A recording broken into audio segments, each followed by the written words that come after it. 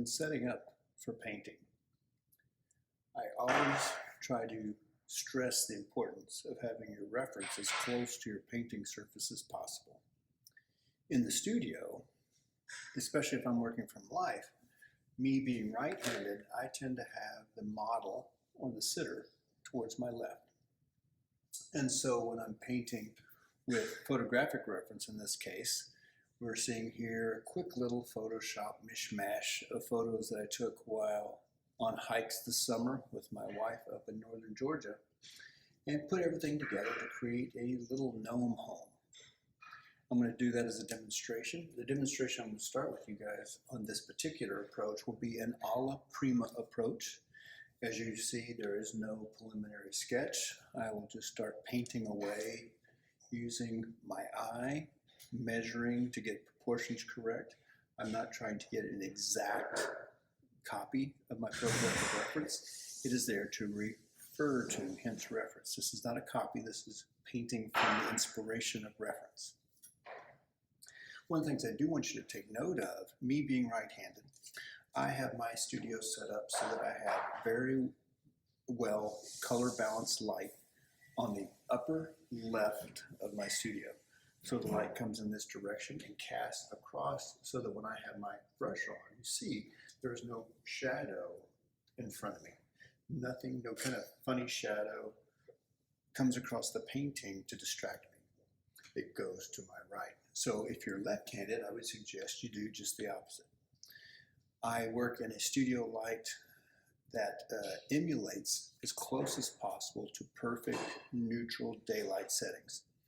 This allows me to work at night when I have to for deadline purposes, and also on bright days or cloudy days, the light doesn't change back and forth and keeps a very nice uniform quality of light across my painting surface. Also, it's very important in your studio setting under the light you paint with. Most of us, especially in the beginning stages, paint with those little warm incandescent table lights. When you see that and you're painting and you're surrounded by that yellow warm light, everything seems color correct. You take it out into the daylight the next day and your painting has changed on you magically, and usually not to a very good surprise. So I paint with light that is as close as possible to that neutral, perfect white light, usually around 4,500 kelvins to 5,000 kelvins. That allows me, when I'm reproducing my artwork, to have as close to the same color, temperature, quality, and value that I painted under. So I'm just going to paint a little bit, and I'll talk over the video as I paint.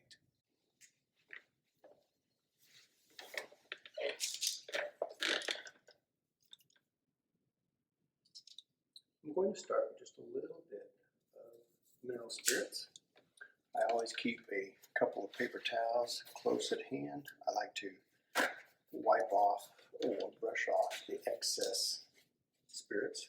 And I'm going to pick something as my underpainting surface that's fairly neutral. I'm thinking a raw umber would be good. Let me thin that down. Raw umber tends to be quite stiff.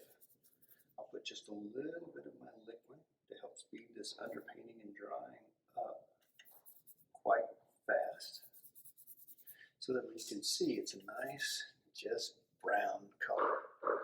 And I'm going to start trying to measure approximately where I want my focal point.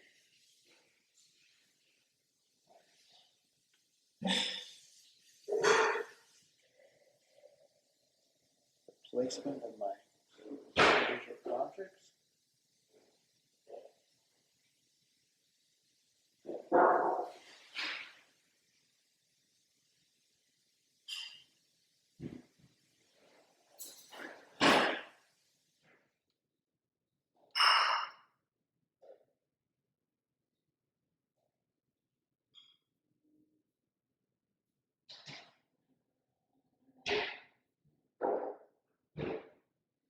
This does not mean this will be exactly where it ends up.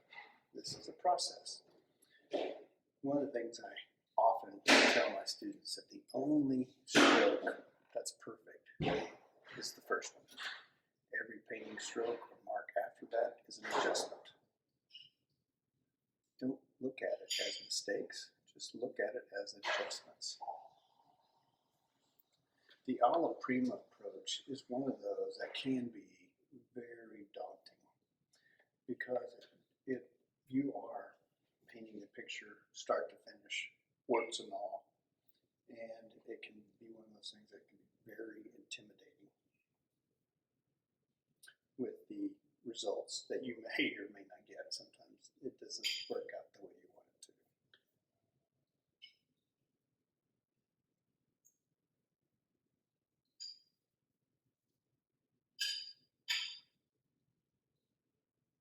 So as an artist, you just have to learn to embrace the mistakes, so to speak. Know that you put the paint on there, you can take the paint off. It's really that simple. You're going to continually check your progress, you're going to check your values, you're going to check your masses. That's one thing I think you'll notice right away when painting, especially with oil painting.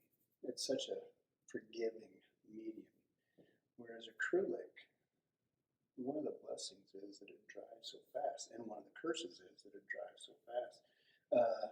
It doesn't give you much time to make adjustments, but it dries fast, so you can quickly go over it.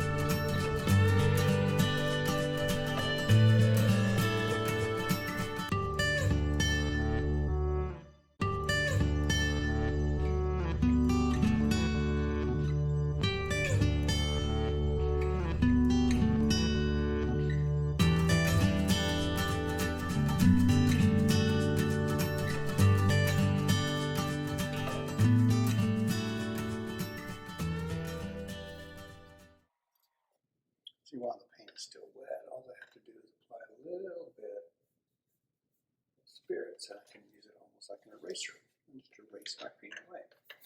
I am sticking to the rule of fat over lean, keeping my first layers of paint very thin, almost watery, but not watery. I don't want them that thin.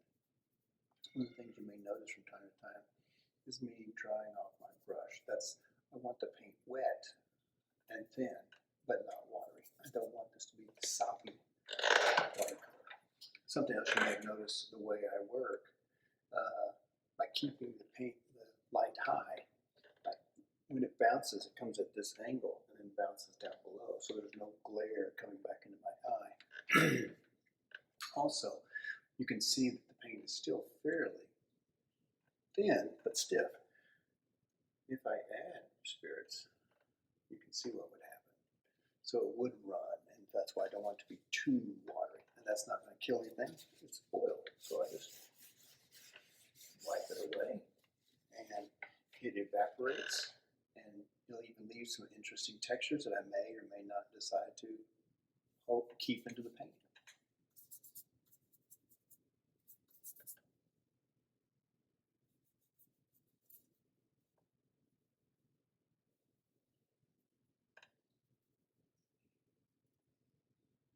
Painting with the side of my brush as much as anything to help accentuate that texture. Not this rough bark. At this point, I just want stuff underneath. I don't want it to be too smooth at all.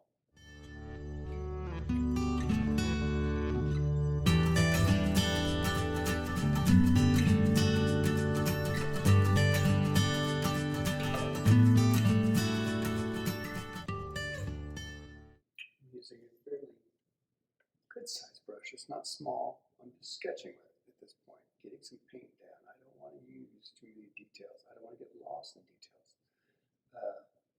So we've talked about the rule of oil painting, fat over lean. Another one is vague to to specific. Another one will be dark to light. What you're seeing me put down now are primarily my darks. I'm letting the white of the canvas show through, just mostly for compositional purposes at this time.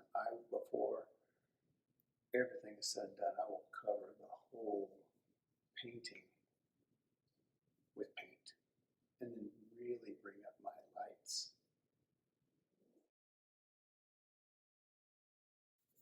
With much thicker paint.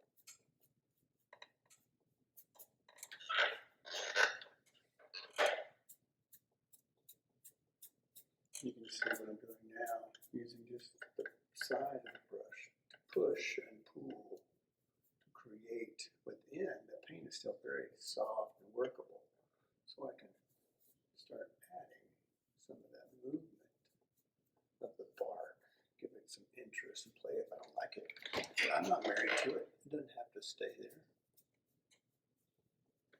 I can start getting the resemblance of a good old gnarly tree. Something that's been there for a long time, long enough that this gnome has discovered this perfect little spot by the river to create his little getaway cabin home. Back here, what we're going to see is a little path leading up into the mountains.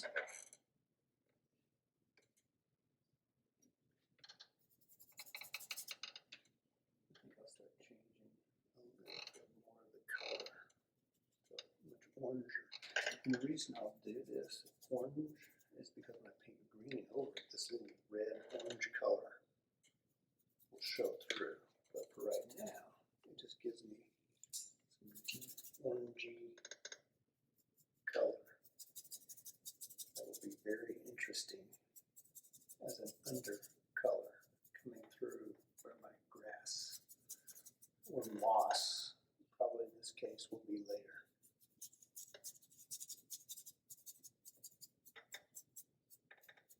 What I'm planning ahead from the very beginning. This is the reason we're doing an underpainting. And this is kind of what this is going to be, this alla prima underpainting. It'll serve that way.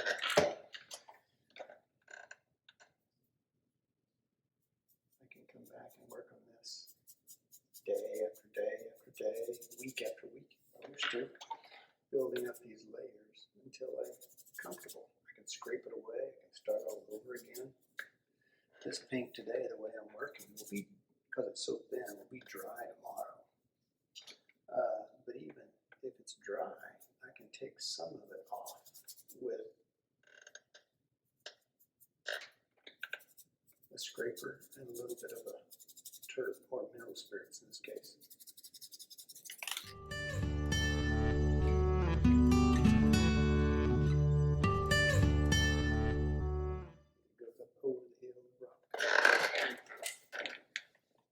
Can't see it yet, don't worry.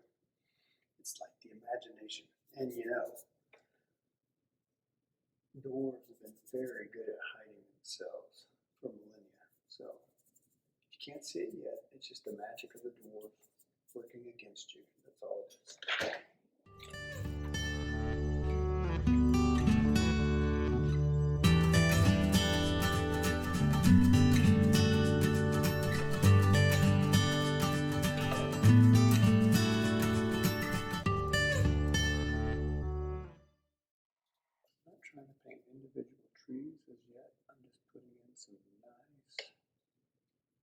tree color.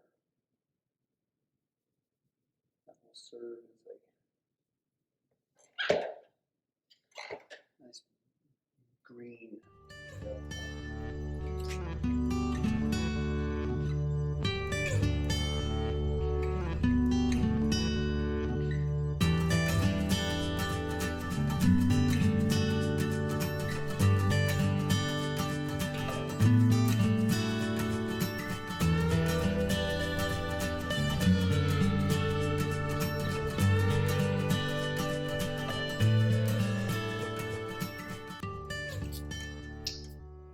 Keep my values vague, so I haven't committed to anything yet. And really what you're noticing me do is try to put in some cooler, very low contrast colors that will pop through when I put the foliage, or if I create details of foliage. It won't really be details, but something that can pass for details of foliage in the background.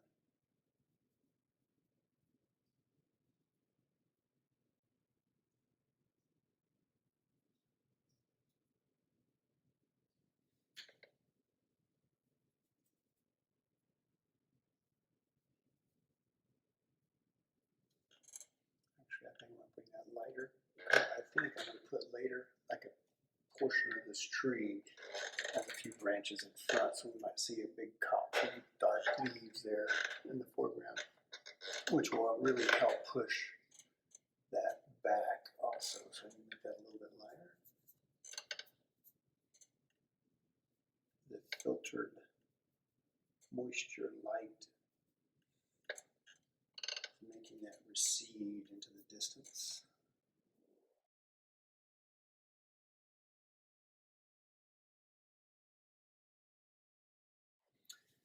One of the things you notice when I'm cleaning my brush, I always dry it off. Keep the brush dry. If there's too much of that wetness in there, it'll pick it up and just become sloppy. Makes it mud, very hard to rescue. You always have to let it dry out again before you can keep working.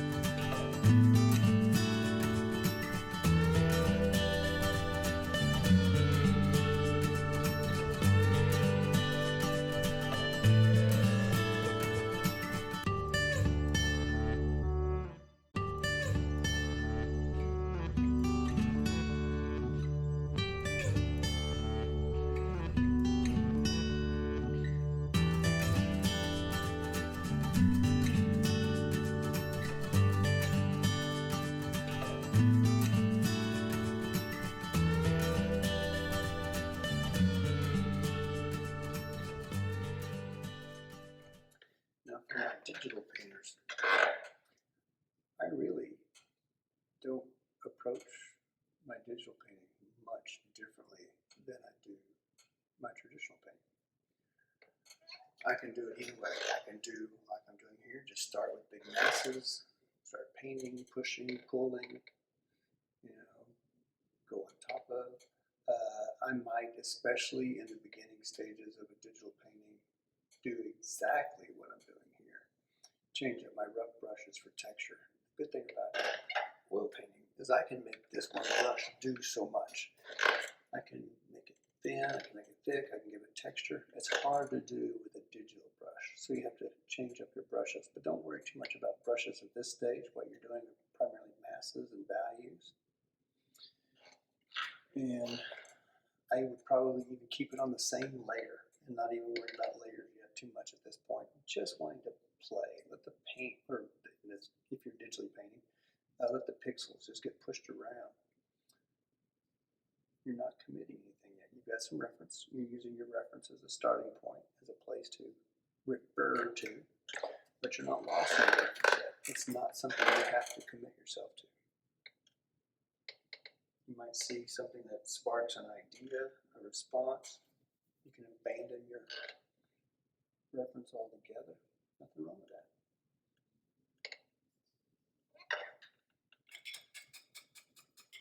You're the artist. you were issued your artistic license when you decided to become an artist. It allows you to do whatever you want. Make your own decisions.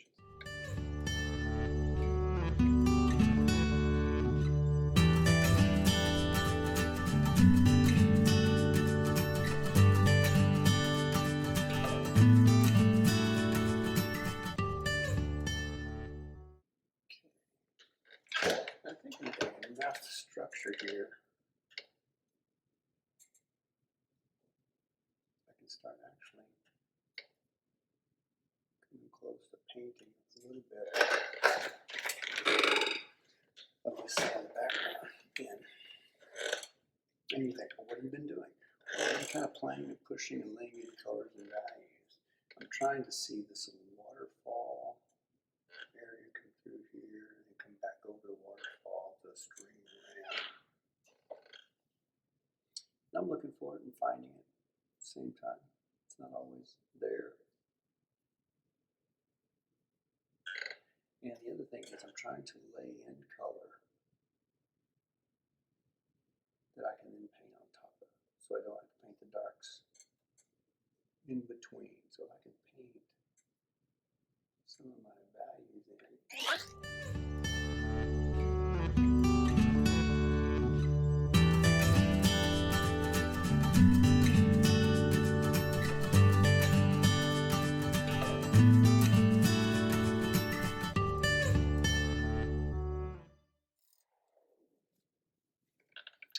A little bit softer brush this time, quite a bit smaller.